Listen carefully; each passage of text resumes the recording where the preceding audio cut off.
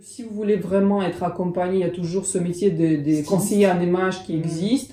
Il y a des prix qui sont très variables, bien sûr, il y a des conseillers d'images qui sont plus chers, moins chers, mais on les trouve et on peut très bien être accompagné par un expert qui est indépendant. Et quand c'est indépendant, ils ont quand même une vision, ils cherchent pas à vous vendre quelque chose, ils cherchent pas à faire dépenser votre budget, mais ils vont vraiment trouver ce qu'il vous faut mettre en valeur. Est-ce que vous proposez dans vos services aussi ou pas? Alors, je le propose, oui, sur les marges de mes activités, parce que je suis conseillère en communication dans un premier temps, mais c'est vrai que quand je travaille avec des dirigeants, ça m'arrive aussi de conseiller sur les looks, mais ce sont des situations assez précises. Donc, par exemple, quand ils doivent aller à la télé, ou ils doivent faire une conférence, ou ils doivent faire une présentation importante, etc.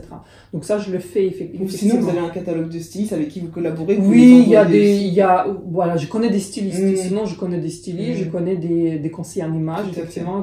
Je suis d'ailleurs, j'anime des conférences en images exécutives. C'est l'image des dirigeants à l'école supérieure de relooking à Paris.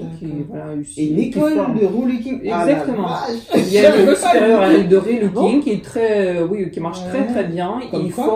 Il forme les futurs conseillers d'images, justement. Comme quoi, qui existe à Paris. S'il y a une école, ça doit être important, du coup. Alors, le power dressing est votre premier ouvrage et vous prévoyez pour votre second livre d'écrire sur le power dressing au masculin. Parce qu'il y a une différence?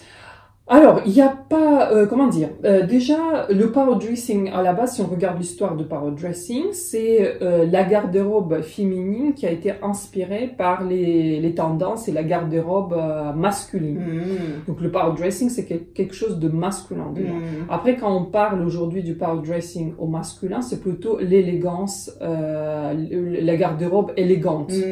La garde-robe élégante, c'est toute l'art de savoir porter les costumes, les cravates, associer la cravate avec les chemises, associer les couleurs, voilà, des petits détails sur les longueurs, de combien il faut qu'il dépasse la chemise par rapport à la veste. Ouais, c'est plus méticuleux. C'est très méticuleux, c'est tout dans les détails. L'élégance masculine, c'est tout dans les détails. Donc oui, éventuellement, je pense que si jamais j'ai le temps et l'inspiration, ça m'inspire, c'est très intéressant. Parce que c'est vrai qu'on a beaucoup de choses dans les magazines qui proposent ce genre de choses. Il y a aussi beaucoup de blogs, mais c'est vrai que d'avoir un avis professionnel, conseillé et moins tendance, ça peut être beaucoup plus intéressant. Une date de sortie? Pas pour l'instant, non, pour l'instant, c'est une idée. C'est une idée que je travaille dans ma tête, mais ça peut arriver un jour,